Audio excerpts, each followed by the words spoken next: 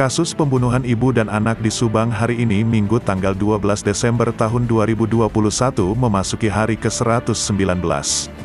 Namun sebelum lanjut, pastikan jari Anda sudah menekan tombol subscribe, dan jangan lupa aktifkan tombol notifikasinya ya. Jika sudah, mari kita lanjut. Belum juga ada tanda-tanda pelaku pembunuhan Subang itu segera diumumkan tersangkanya.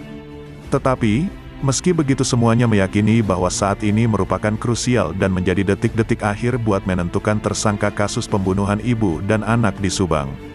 Kasus ini pun menjadi perhatian masyarakat luas, yang kini sudah tak sabar ingin melihat sosok pelaku Rajapati ibu dan anak di Subang itu. Kalau kita kupas pada tanggal 17 Agustus tahun 2021 malam waktu terjadi pembunuhan terhadap Tuti Suhartini dan Amalia Mustika Ratu. Ajas Asmara, dosen Chulalongkorn University Bangkok, Thailand mengeluarkan analisa terupdate, yang dimuat di kanal YouTube Anjas di Thailand yang tayang Minggu tanggal 12 Desember tahun 2021. Anjas waktu itu mengupas terkait apa yang dilakukan Amalia di jam-jam terakhir sebelum meninggalnya dieksekusi pelaku pembunuhan di Subang. Buat mengingatkan lagi kepada pemirsa, Anjas memutar kembali tentang komunikasi Amel bersama pacarnya Diki, di salah satu stasiun TV, waktu beberapa jam sebelum pembunuhan terjadi. Diki dalam keterangannya berkata, bahwa pada tanggal 17 Agustus tahun 2021, Diki lakukan komunikasi dengan Amel lewat WhatsApp pada jam 22.47 waktu Indonesia Barat. Dalam komunikasinya itu, Diki menanyakan sedang apa Amel, dan dijawab bahwa dirinya tengah main game di tabletnya.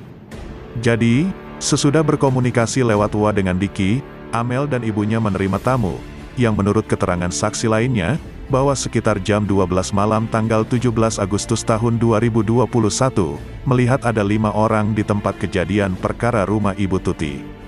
Kuat dugaan dari 5 orang yang dilihat saksi itu, 2 diantaranya korban.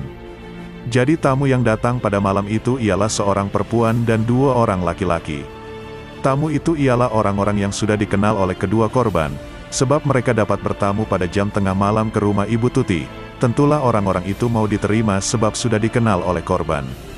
Disebutkan salah seorang pelaku diduga sudah kenal terhadap korban, alasannya waktu ditemukan dan diperiksa pihak kepolisian rumah, pintu dan jendela tak ada yang rusak. Dan bisa jadi, tamu yang datang ke rumah almarhum Tuti pada tengah malam tersebut, lalu makan nasi goreng di rumah TKP waktu itu. Alasannya, dari keterangan Yosef waktu diperiksa kepolisian, saat ditunjukkan foto nasi goreng yang ditemukan di meja makan, menurut Yosef itu bukan nasi goreng Amel. Alasannya, waktu Yosef pulang sekitar jam 9 malam tanggal 17 Agustus tahun 2021 dari rumah istri pertamanya itu, dirinya tak melihat ada nasi goreng dan makanan lain di meja makan.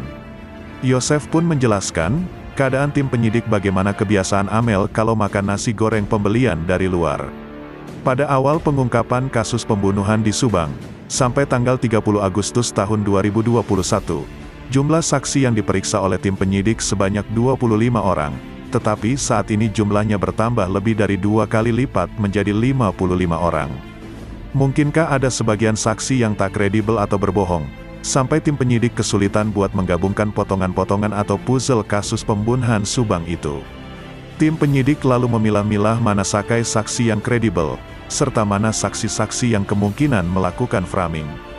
Di antara 25 saksi yang diperiksa di awal kasus ada nama Wahyu Kurnia yang juga kepala sekolah di bawah naungan Yayasan Bina Prestasi Nasional, di mana korban Tuti dan Amalia jadi pengurus di yayasan itu. Pada pemeriksaan terakhir akhir November, tim penyidik lalu memanggil kembali 3 orang saksi dari yayasan, dan salah satu yang dipanggil lagi ialah Wahyu. Kuat dugaan, Wahyu dipanggil lagi, sebab dirinya mempunyai petunjuk detail soal siapa tersangka kasus pembunuhan ibu dan anak di Subang. 4 kategori tersangka dalam analisanya Anjas mengatakan, bahwa pembunuh ibu dan anak di Subang itu terbagi dalam beberapa kategori, yakni kategori pelaku, algojo, dalang, orang yang membantu dan orang yang mengetahui. 4 kategori tersangka itu didapat sebab memang dari sejumlah saksi yang diungkapkan sebelumnya menyebutkan bahwa pembunuh ibu dan anak di Subang tersebut ialah pembunuhan berencana. Mereka yang merencanakan tersebut, sudah jelas matang dan banyak orang yang terlibat, tentu saja eksekutor utama, algojo buat menghabisi Amel dan Tuti. Tentu saja algojo tersebut bertindak atas perintah dari dalangnya. Inilah sebenarnya aktor intelektual dari kasus pembunuhan, mereka yang merencanakan dan orang itulah yang menyuruh melakukan. Lalu kategori orang yang membantu adalah buat memperlancar proses terjadinya kasus pembunuhan ibu dan anak di Subang itu, sampai bisa saja mereka yang memfasilitasi. Lalu orang yang mengetahui atas terjadinya kasus pembunuhan ibu dan anak di Subang itu, mereka meski tak terlibat langsung, namun orang itu setidaknya tahu mulai dari rencana dan juga kemungkinan pada saat pembunuhan terjadi. Memang perencanaan itu tentu saja melibatkan banyak orang, dan mereka berbagi tugas sesuai instruksi dari dalang pembunuh sadis ini.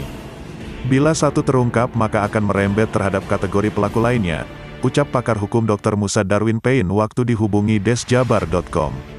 Buat selanjutnya tentu saja sekarang semua warga yang ikut mengamati kasus ini lagi harap-harap cemas. Kapan diumumkan tersangka pelaku pembunuh ibu dan anak di Subang ini oleh Polda Jabar? Namun perlahan tapi pasti bahwa kasus pembunuh ibu dan anak di Subang itu akan segera terungkap dan diumumkan tersangkanya.